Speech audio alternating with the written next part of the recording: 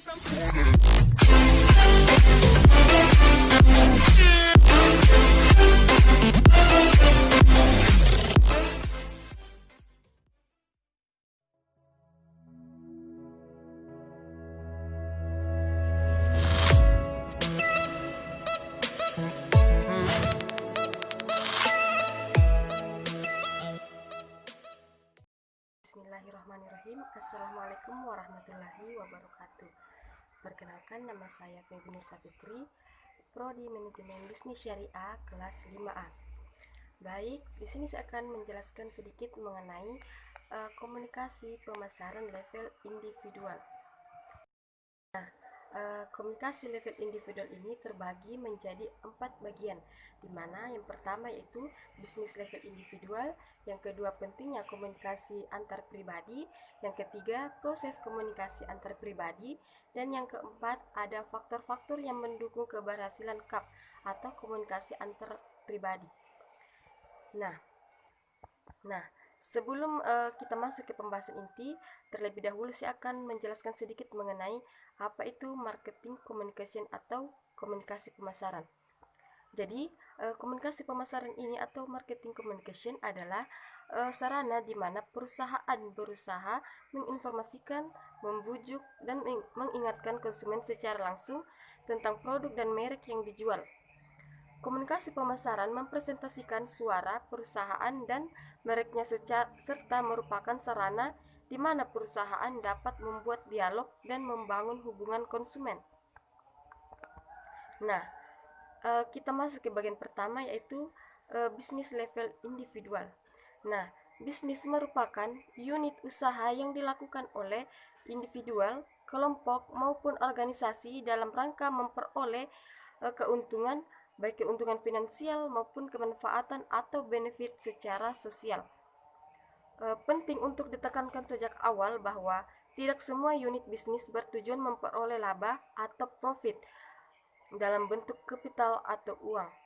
Unit bisnis ada kalanya untuk melakukan pemasaran sosial atau social marketing dengan tujuan untuk membangun reputasi atau citra unggul, dapat dipercaya dan superior. Nah, setiap usaha itu pasti membutuhkan strategi sebagai sarana memenangkan persaingan dan mencapai tujuan. Strategi membutuhkan individu yang sangat cerdas atau smart dalam menciptakan konsep bisnis, namun juga membutuhkan individu-individu yang berani, gigih, dan ulet dalam mengimplementasikan cita-cita korporasi. Nah, oleh karena itulah bisnis dibangun dengan modal besar dan sasaran bisnis nasional atau bahkan internasional atau global. Tidak akan berjalan baik tanpa individu-individu yang mumpuni. Nah, oleh karena itu, sumber daya manusia atau SDM menjadi kunci utama dalam konteks komunikasi pemasaran. SDM berkomunikasi menjadi garda terdepan karena merekalah yang bertanggung jawab mendelivery atau mengusung pesan-pesan korporasi kepada stakeholder baik internal maupun eksternal.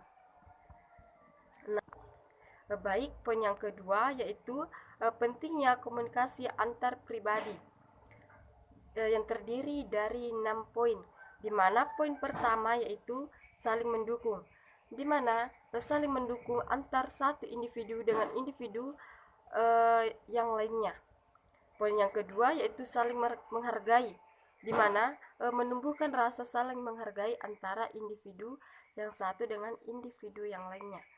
Poin yang ketiga, kepercayaan, di mana kepercayaan ini berhubungan dengan sikap terbuka seseorang. Yang keempat, pemikiran yang positif, di mana mencegah terjadinya pemikiran-pemikiran yang negatif. Poin yang kelima yaitu mencegah kesalahpahaman, di mana komunikasi yang vital menjadi solusi untuk masalah kehidupan manusia yang semakin kompleks.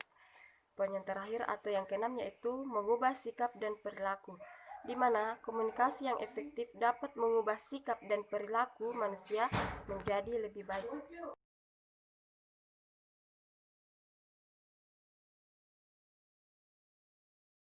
Poin yang ketiga yaitu proses komunikasi antar pribadi. Nah, kita lihat pada gambar ini ada poin A dan poin B, di mana terdapat kesamaan kata. Nah,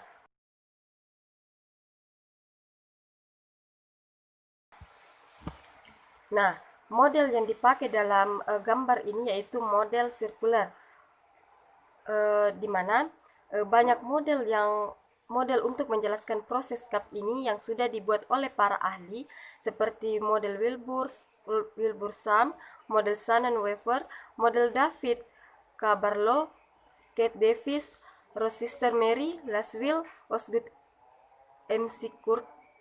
Kruskey, dan masih banyak lagi. Nah, dalam konteks komunikasi pemasaran adalah simbol sumber komunikasi yang disebut komunikator, sedang B adalah komunikan atau penerima pesan. Namun sebenarnya dalam proses komunikasinya posisi keduanya ini saling bergantian. B yang semula komunikan ketika hendak menyampaikan umpan balik otomatis beralih status menjadi sumber komunikasi atau komunikator. Nah, model ini sebenarnya menitik beratkan pada hasil komunikasi, yakni terciptanya saling pengertian di antara mereka atau mutual of understanding. Dalam gambar ini disebut sebagai kesamaan makna. Kesamaan makna yang dimaksud di sini adalah kesamaan berdasarkan persepsi masing-masing A dan B. Poin yang terakhir ataupun yang keempat ada faktor-faktor yang mendukung keberhasilan CAP, di mana ada 4 poin. Poin yang pertama yaitu faktor bahasa. Nah, semakin homogen bahasa yang digunakan masing-masing, semakin mudah membentuk saling pengertian atau mutual of understanding. Poin yang kedua yaitu faktor fisik. Komunikasi antar pribadi cenderung berjalan bila masing-masing dalam kondisi sehat. Poin yang ketiga ada faktor psikis, di mana komunikasi antar pribadi cenderung berjalan baik bila masing-masing memiliki gairah positif. Misalnya tidak ada kecurigaan, kebencian, dan dendam, dan lain-lain. Poin yang terakhir yang keempat ada faktor lingkungan, di mana komunikasi antar pribadi akan berjalan baik bila lingkungan tempat berkomunikasi dalam suasana yang kondusif.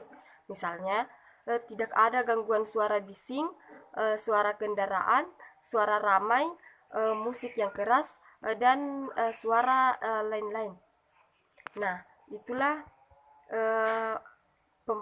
materi yang saya bawakan. Kurang dan lebihnya mohon dimaafkan. Wabillahi taufiq wal hidayah. Wassalamualaikum warahmatullahi wabarakatuh.